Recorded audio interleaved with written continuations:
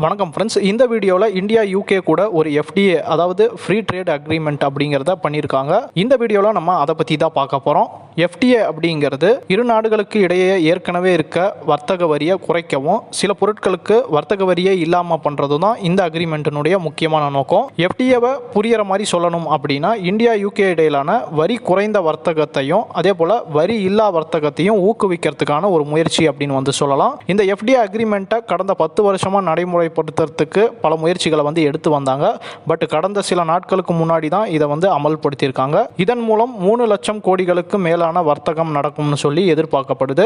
தற்போது இந்தியா பாகிஸ்தானுக்கு இடையிலான அந்த யுத்த பதற்றம் பெரிய அளவில் போயிட்டு இருக்கிறது உங்க எல்லாருக்குமே தெரியும். ஸோ அதற்கிடையிலையும் பார்த்தீங்கன்னா சில செக்டாரில் இருக்கக்கூடிய ஸ்டாக்ஸ் எல்லாம் இந்த ஒப்பந்தம் காரணமாக நல்ல ஏற்றம் அடைஞ்சிருக்கு. இது எந்தெந்த செக்டாருக்கு சாதகமாக அமைஞ்சிருக்கு அப்படிங்கிறத நம்ம பார்க்கலாம். அதில் என்ஜினியரிங் செக்டாரில் இருக்கக்கூடிய stocks, automobile stocks, automobile spares manufacturing அதை டீல் பண்ணக்கூடிய கம்பெனிஸ், ஜுவல்லரிஸ், அதுக்கப்புறம் agri and beverages, personal care products, இது போல இருக்கக்கூடிய சில செக்டாரில் இருக்க ஸ்டாக்ஸுக்கு இது ஏற்றம் தந்திருக்கு. இப்போ பார்த்தா எல்லா செக்டாரில் இருக்கக்கூடிய ஸ்டாக்ஸுக்கும் இது சாதகமாக இந்த ஒப்பந்தம் அமையுமா அப்படின்னா அப்படி கிடையாது.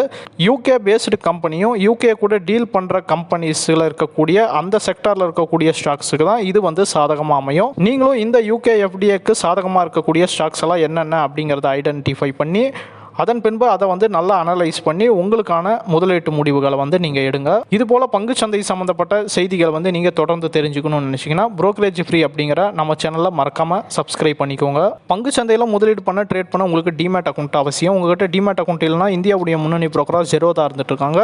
ஜெரோதாவுடைய தமிழ்நாடு பார்ட்னராக நாங்கள் இருக்கிறோம். எங்ககிட்ட நீங்கள் ஃப்ரீயாக டிமேட் அக்கௌண்ட் ஓப்பன் பண்ணிக்கலாம். அதே போல் எங்ககிட்ட டிமேட் அக்கௌண்ட் நீங்கள் ஓப்பன் பண்ணுறப்ப ஸ்டாக் மார்க்கெட் சம்மந்தமான அடிப்படையிலிருந்து அட்வான்ஸ் லெவல் வரைக்கும் எல்லாத்தையுமே ஃப்ரீயாகவே எங்ககிட்ட அக்கௌண்ட் ஓப்பன் பண்ணுறவங்களுக்கு சொல்லி தந்துட்டு இருக்கோம்.